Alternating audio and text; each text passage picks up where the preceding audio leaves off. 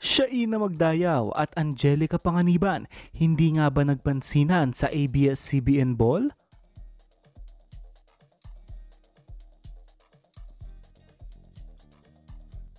Dito sa video clip na ito makikita na tumingin itong si Angelica Panganiban kay Shaina Magdayaw habang kausap ni Shaina itong si Dr. Ivy.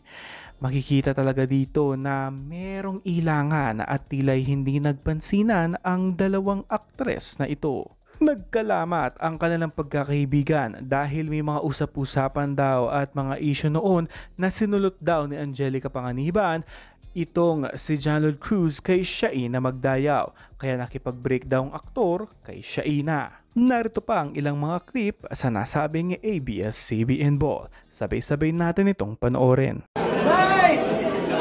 Closer, closer! Closer, closer! Yeah, yeah!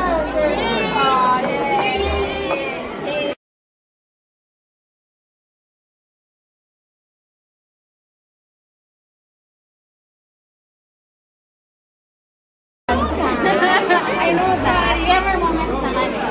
We have our moments together when we're in the clinic, and those are special moments. Pero saan ka? Ay, sabi ko kung sa...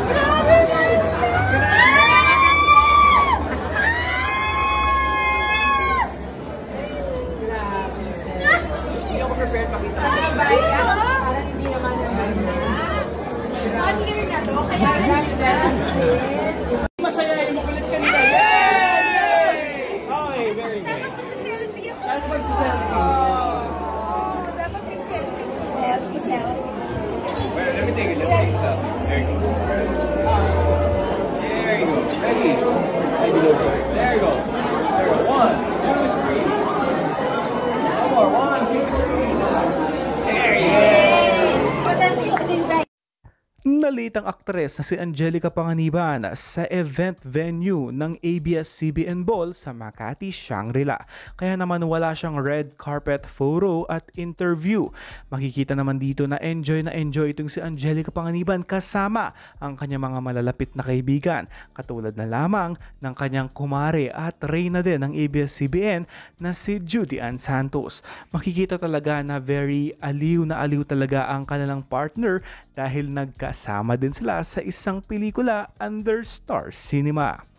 Makikita rin talaga na pinaghandaan din ni Angelica Panganiban at Shaina Magdayaw ang ABS-CBN Ball 2023 na tila'y isa sila sa mga haligi at senior na sa Star Magic at sa ABS-CBN. Napakadami nila ng mga nagawa dahil child stars din sila noong 90s at ngayon active pa rin sila sa limelight at showbiz career nila. Naglaylo muna itong si Angelica Panganiban dahil busy siya sa kanyang pag-aaruga sa kanyang firstborn. Habang itong si Shaina Magdayaw may wave 2 ang kanyang career dahil abala din siya sa kanyang asset guesting at ilan sa mga upcoming projects niya this year. And that's all for now. This has been Jay Kumanakan TV. Thank you for watching. Don't forget to like and subscribe.